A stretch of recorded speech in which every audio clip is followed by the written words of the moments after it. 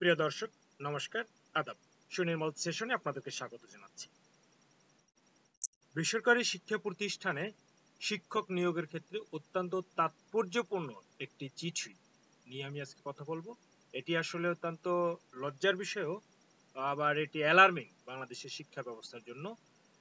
তো চিঠিটির বিষয়বস্তু হলো, বেসরকারি শিক্ষা প্রতিষ্ঠানে ইন্ডেক্স প্রাপ্ত জাল সনদধারী শিক্ষক বা কর্মচারীদের বেতন ভাতার সরকারি অংশ সাময়িকভাবে স্থগিত, স্টপ পেমেন্ট সংক্রান্ত।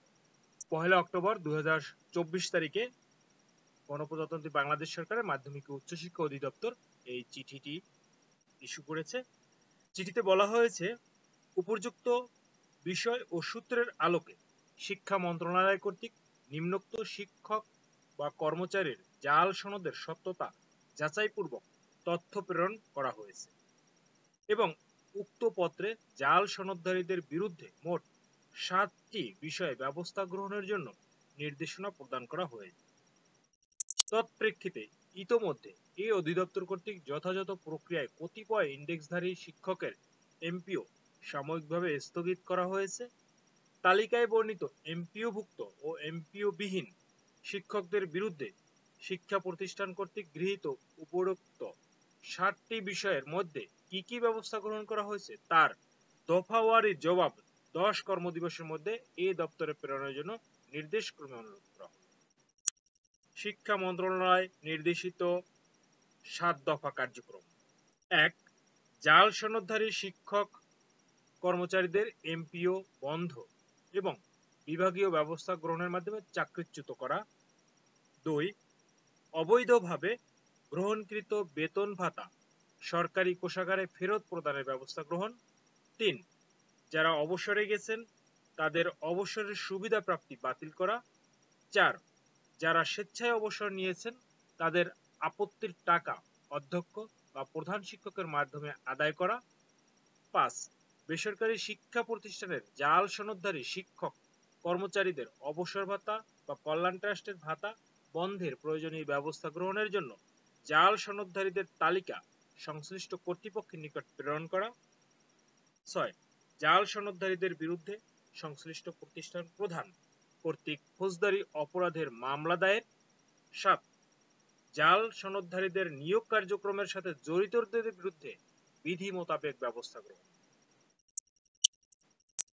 এবং এই চিঠির নিচেই সেই শিক্ষক বা কর্মচারী কর্মকর্তাদের নামের নাম, পদবি, ইন্ডেক্স, প্রতিষ্ঠানের নাম, ঠিকানা, সনদ প্রদানকারী প্রতিষ্ঠানের নাম, আদায়যোগ্য কত অর্থ এবং কারণ দর্শানোর পত্রের স্মারক নং, তারিখ, এইগুলো দিয়ে এই চিঠি দেওয়া হয়েছে।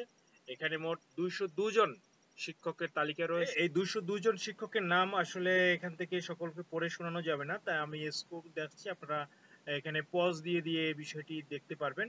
এছাড়া এটি যে ওয়েবসাইটে প্রকাশ করা হয়েছে যেখানে, সেটি কিন্তু আপনারা গিয়ে দেখতে পারবেন। এটি আমি সেই প্রক্রিয়াটিও আপনাদেরকে দেখিয়ে দেওয়ার চেষ্টা করছি।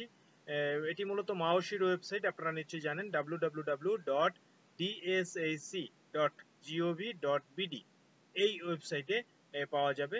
তো একটু এখানে প্রথমেই কিন্তু নোটিশ বোর্ডে এটি নেই, তো সেক্ষেত্রে পেতে আপনাদের একটু সমস্যা হতে পারে, তাই আমি বলে দিচ্ছি কিভাবে এটি পাবেন। তো প্রিয় দর্শক, দেখুন এখানে 202 জন শিক্ষকের তালিকা দেওয়া হয়েছে। তপন কুমার দাস, সহকারী পরিচালক, কলেজ 3, স্যার স্বাক্ষরিত এই চিঠিটি সকল অধ্যক্ষ এবং সংশ্লিষ্ট সকল স্কুল বা কলেজ এবং স্কুল অ্যান্ড কলেজ সকল উপজেলায় জানানো হয়েছে এবং দেওয়া হয়েছে, এবং শিক্ষার সাথে সংশ্লিষ্ট যারা রয়েছেন সকলেরকে এই অনুলিপি প্রদান করা হয়েছে। তো প্রিয় দর্শক, আপনারা এই যে তালিকাটি কোথা থেকে দেখতে পারবেন সে বিষয়ে আমি আপনাদেরকে বলছি। এটি আসলে মাওশির ওয়েবসাইটে পাবেন, মাধ্যমিক উচ্চশিক্ষা অধিদপ্তরের।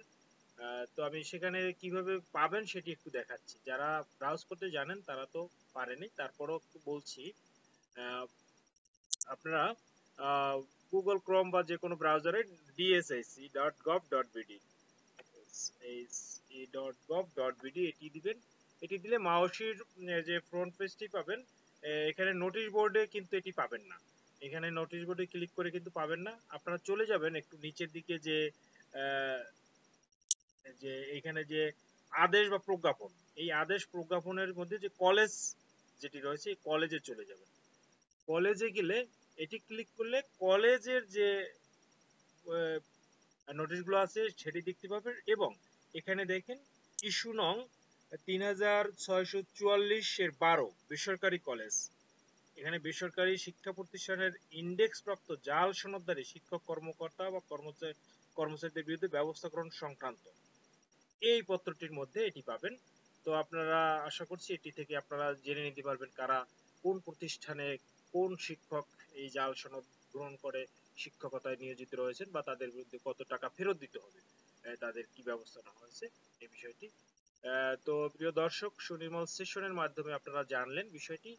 আর এটি আসলে আমাদের শিক্ষা ব্যবস্থার জন্য একটি গুরুত্বপূর্ণ ইস্যু এই জন্যই যে যারা এই শিক্ষকতা পেশায় আসতে আগ্রহী তারা যেন আহ, আসলে সততার সহিত কাজ করেন, নিজেদের সার্টিফিকেট বা নিজেদের সনদ ব্যবহার করে যেন শিক্ষকতায় আসেন, সেই ব্যবস্থাটি নিশ্চিত করার জন্য এটি একটি গুরুত্বপূর্ণ পদক্ষেপ। এটি হলে অনেক ভালো ভালো শিক্ষক আমরা পাবো। জাল সনদধারী ব্যক্তি শিক্ষকতায় পেশায় আসলে আসলে সেই মহান পেশা যে কলঙ্কিত তারা করছেন সেটি বন্ধ হবে এই এই ধরনের কার্যক্রমের মাধ্যমে, আমি আশা করছি। তো আপনারা যারা শুনছেন তারা নিশ্চয়ই অন্যদেরকে এটি সচেতন করতে এই বিষয়টি আপনারা জানাতে পারবেন, এবং এটি শিক্ষার সংস্কারের জন্য বা শিক্ষা ব্যবস্থাকে যুগোপযোগী করার জন্য একটি অত্যন্ত গুরুত্বপূর্ণ পদক্ষেপ শিক্ষা মন্ত্রণালয়ের। এটি চালিয়ে যাওয়া উচিত, এবং এদেরকে যারা এই দোষে দোষী তাদেরকে নিশ্চয়ই আইনানুগ কড়া ব্যবস্থা গ্রহণ করা উচিত। প্রিয় দর্শক, সুনির্মল সেশনের সাথে থাকার জন্য ধন্যবাদ, এবং এই ভিডিওটি ছড়িয়ে দিয়ে আপনারা শিক্ষায় যে শৃঙ্খলা ফিরিয়ে আনার জন্য আপনারা তাৎপর্যময় ভূমিকা রাখবেন, লাইক কমেন্ট শেয়ারের মাধ্যমে আপনারা এটি ছড়িয়ে দিবেন আশা করছি। সুনির্মল সেশনকে সাবস্ক্রাইব করে রাখতে ভুলবেন না। আজ এ পর্যন্তই, শুভ বিদায়।